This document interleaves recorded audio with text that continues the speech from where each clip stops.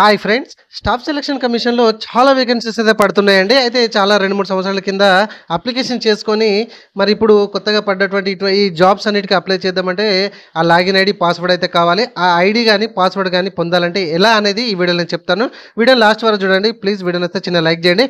కొత్త ఫార్మాట్ అయితే పెట్టడం అయితే జరిగింది. అది ఎట్లనో చూద్దాం. ఫర్ ఎగ్జాంపుల్ ఏదో ఒక జాబ్‌కి ఇట్లా మీరు అప్లికేషన్ చేద్దామనేది అప్లై మీద క్లిక్ చేస్తే ఈ విధంగా ఉంటది. కాకపోతే ఇక్కడ మనం ఐడీ, పాస్వర్డ్ లేకపోతే ఇక్కడ ఫర్గెట్ పాస్వర్డ్ అని కనబడుతుంది కదా, దాని మీద క్లిక్ చేయాలి. ఇక్కడ మీ మొబైల్ నెంబర్ కానీ, ఈమెయిల్ ఐడి కానీ, లేకపోతే ఎస్ఎస్సి డీటెయిల్స్ కానీ ఏది మీ దగ్గర అవైలబుల్ ఉన్నాయో దాన్ని టిక్ చేసుకొని కన్ఫర్మ్ మీద క్లిక్ చేయాలి.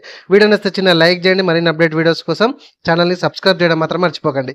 ఎందుకంటే కొన్ని డీటెయిల్స్ అయితే మనము ఇవ్వాల్సి ఉంటుంది. ఇక్కడ ఆధార్ కానీ మన దగ్గర అవైలబుల్ ఉంటే ఆధార్ మీద టిక్ మార్క్ చేసుకోవాలి.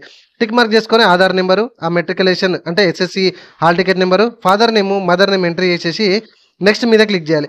ఒకవేళ మన దగ్గర ఆధార్ కార్డు లేదు, అది కూడా లేదు అని అనుకుందాం.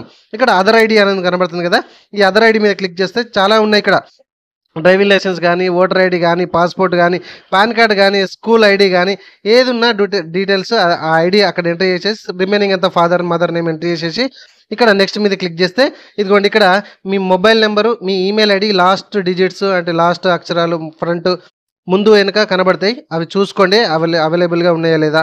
ఓకే, వాటికి మాత్రమే వస్తాయి. ఒకవేళ లేకపోతే మీరు ఇవి కూడా అవైలబుల్ లేకపోతే హెల్ప్ లైన్ సెంటర్ ఫోన్ చేసి రిక్వెస్ట్ పెట్టుకోవాలి, మెయిల్ పెట్టుకోవాలి. ఇదిగోండి ఇక్కడ కంటిన్యూ మీద క్లిక్ చేస్తున్నా, అర్థమైందండి.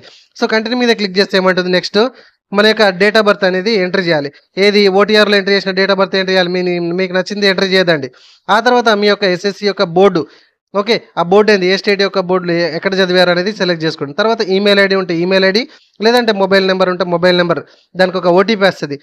అందుకే మొబైల్ నెంబర్ అవైలబుల్ ఉంటే మొబైల్ నెంబర్ ఎంటర్ చేయండి, లేకపోతే ఈమెయిల్ ఐడి ఉంటే ఈమెయిల్ ఐడి ఏదైనా ఒక దానికి ఎంటర్ చేసేసి ఇక్కడ గెట్ వెరిఫికేషన్ కోడ్ మీద క్లిక్ చేస్తే ఇది నేను మొబైల్ నెంబర్ ఇచ్చుకున్నా కాబట్టి మొబైల్ నెంబర్ అనేది దానికి ఓటీపీ వచ్చింది. ఆ ఓటీపీని అక్కడ ఎంట్రీ చేసేసి ఎంట్రీ చేస్తే అక్కడ వ్యాలిడ్ అనే బటన్ ఎనేబుల్ అవుతుందండి. ఇదిగోండి ఆ వ్యాలిడ్ మీద మనం క్లిక్ చేస్తే టిక్ మార్క్ అయిపోతుంది. ఓకేనా. సో ఇప్పుడు కంటిన్యూ మీద క్లిక్ చేయండి. అర్థమైందండి. వీడియో నచ్చితే చిన్న లైక్ చేయండి. మరిన్ని అప్డేట్ వీడియోస్ కోసం మన ఛానల్ ఇప్పుడే సబ్స్క్రైబ్ చేసుకోండి. ఇదిగోండి నెక్స్ట్ ఏమంటుంది, కొత్త పాస్వర్డ్ అనేది ఇక్కడ ఉన్న ఫార్మాట్లో క్రియేట్ చేసుకోమంటుంది.